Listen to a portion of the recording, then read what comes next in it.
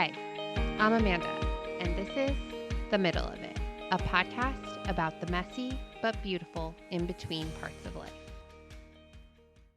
Today, we're talking about something that most of us don't even realize we're doing, something that often comes from love, but can quietly keep the people we care about from growing. We're talking about enabling. I've heard people say that enabling isn't love. And I get what they mean by that. I really do. But I don't think I agree. I think enabling almost always is love. It's love mixed with fear. It's love that wants to protect, to fix, to shield. It's love that can't stand the thought of watching someone you care about fall apart. Most of us don't even know we're doing it when we're in it. We tell ourselves, I'm just helping. I'm just trying to make sure they're okay. I don't want them to lose everything. And all of that comes from a good place, especially as a parent. I can't imagine how confusing it must be. You spend years guiding them, protecting them, setting boundaries, screen time, doing everything you can to keep them safe. And then one day, someone tells you that the most loving thing you can do for your child who's struggling with drugs or alcohol is to step back, to let them fall, to let them feel the pain of their choices, and to not save them. It goes against every instinct we feel as a parent. It's foreign, it's terrifying, it feels unnatural. And yet, that's often what recovery for both the person struggling and the person who loves them eventually requires. I've been on both sides of this. I've been the one being enabled, and I've been the one doing the enabling. I've seen how family members also handle it differently, how some hover, some fix, some disappear, and how all of it comes from the same place, love mixed with fear. So, no, enabling isn't the opposite of love. It's love without boundaries. It's love trying to control outcomes that don't belong to us. It's love saying, I can't bear to see you suffer, so I'll carry the pain for you. But sometimes the most loving thing you can do is stop helping, not out of anger, not out of punishment, but because helping someone avoid their pain also helps them avoid their healing. There have been so many times when I've told people, just do what you're comfortable with. Because addiction is life or death. Someone not answering the phone could end in tragedy.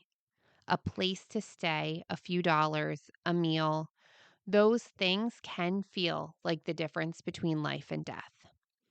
So when a parent or partner says, if I don't pick up, what if they die? I get it. I remember that panic, that bargaining, that thought that if I could just stay close enough, maybe I could keep them alive. I remember one night sitting on my couch, staring at my phone, debating whether to pick up. I could feel that voice in my head whispering, if I don't pick up, what if this is the last call and I regret not taking it? My stomach was in knots. I wanted to help, to control, to stop the spiral. But deep down, I knew that if every time I pick up, I kept that cycle going. So that night, I learned that love and fear can sound exactly the same. And that instinct is born out of love. But the truth is, addiction will keep going until it's treated. Enabling the crisis doesn't treat the disease. It just delays the consequences that might finally actually lead to change. Keeping them under your roof might feel safer, but often it's just a false sense of control. You could tell yourself, if I can watch them, I can stop it. But the reality is, You can't control addiction, not through love, not through will, not even through proximity. So the real question becomes, are we willing to do the uncomfortable thing that might actually help? Can we love them enough to release them with boundaries, to let their bottom happen, to let the consequences land so something real can finally shift? Stepping back isn't cruelty, it's a different kind of care. It says, I love you enough to stop being a part of what's keeping you sick.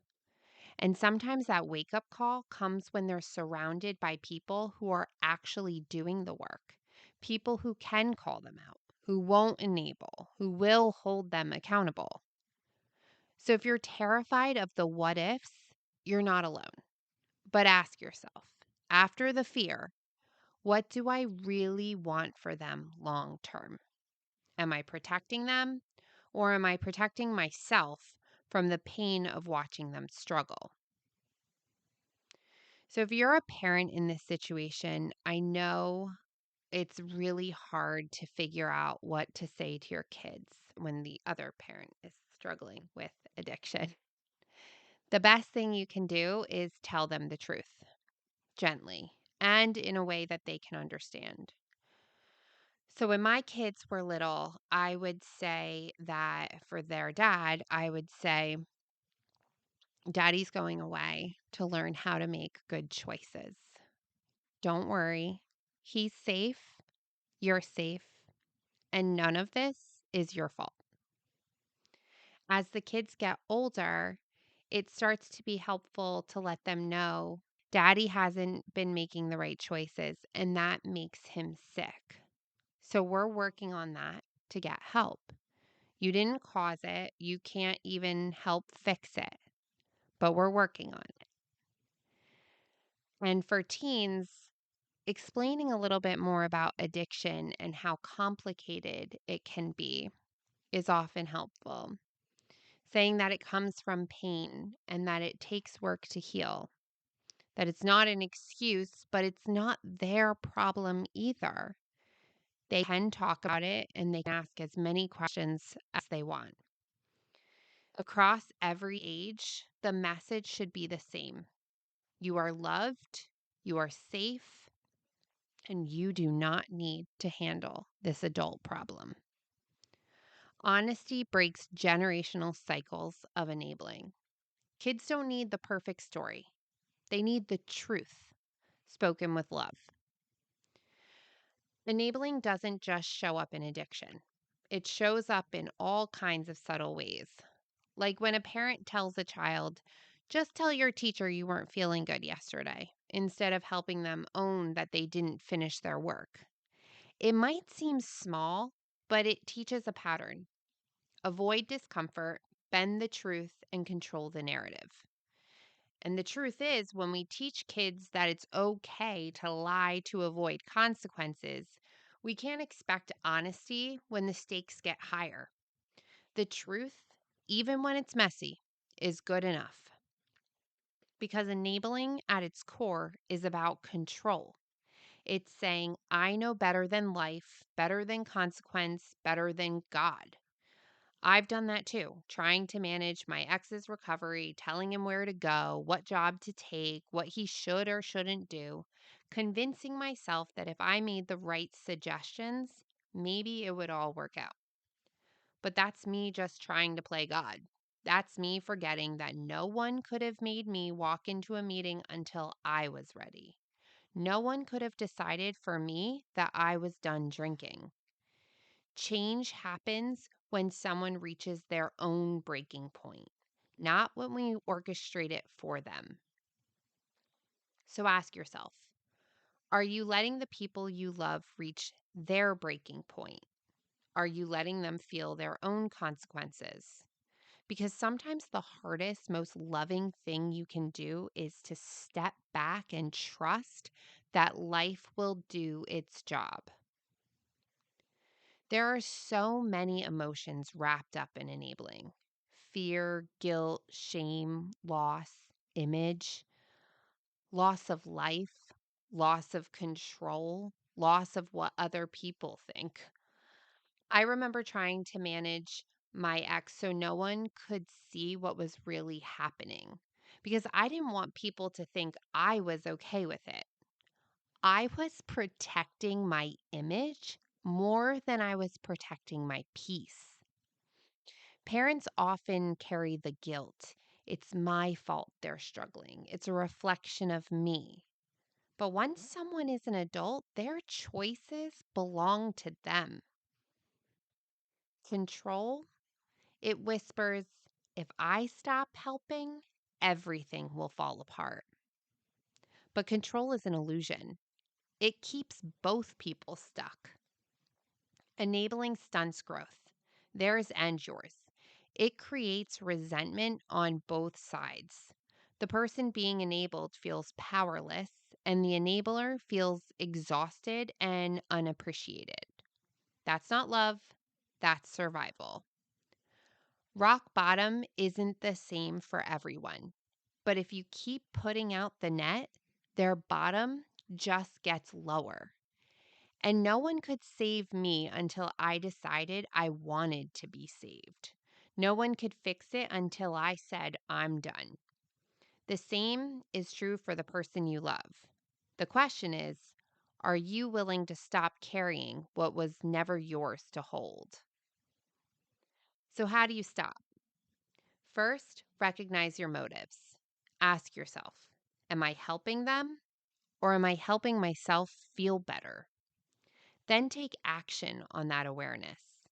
Admit it to someone else, a sponsor, a friend, a therapist, or in an Al Anon meeting. Those rooms are full of people who understand this kind of pain. Next, set boundaries rooted in love, not punishment. I love you, but I can't do this for you anymore. I believe you're capable of figuring this out. Offer guidance, but let go of control. The outcome isn't yours to manage. Allow natural consequences. Stay present without rescuing. Don't swoop in on your white horse as the savior, because rescuing someone from their pain often rescues them from their growth. Detach with love. It's not abandonment, it's self preservation with compassion. Learn to sit in the discomfort. Pray, meditate, walk, write. Do whatever helps you tolerate that ache without jumping back in. Because you're not responsible for saving them. You're responsible for staying healthy enough to love them well. And when you finally start stepping back, you might feel guilt, like you've betrayed them or abandoned them. But guilt doesn't always mean you're doing something wrong. Sometimes guilt just means you're doing something different. Let that feeling be a sign that you're growing, not failing. And maybe your affirmation today can be something simple. I can love without rescuing. I can care without controlling. So as you go into your day, I want to leave you with a few questions. Who in your life are you trying to save right now? What would it look like to love them enough to sit in the discomfort of letting them fall? And what if the most loving thing you could do was to step back? Because love isn't always holding tighter. Sometimes the purest love there is the kind that lets go. Thank you so much for spending this time with me today. If this episode spoke to you, share it with someone who might need to hear it today. A friend, a family member, a partner, a parent. And if you're in the middle of your own letting go moment, just know you're not alone. You're just in the middle of it. Until next time, keep going.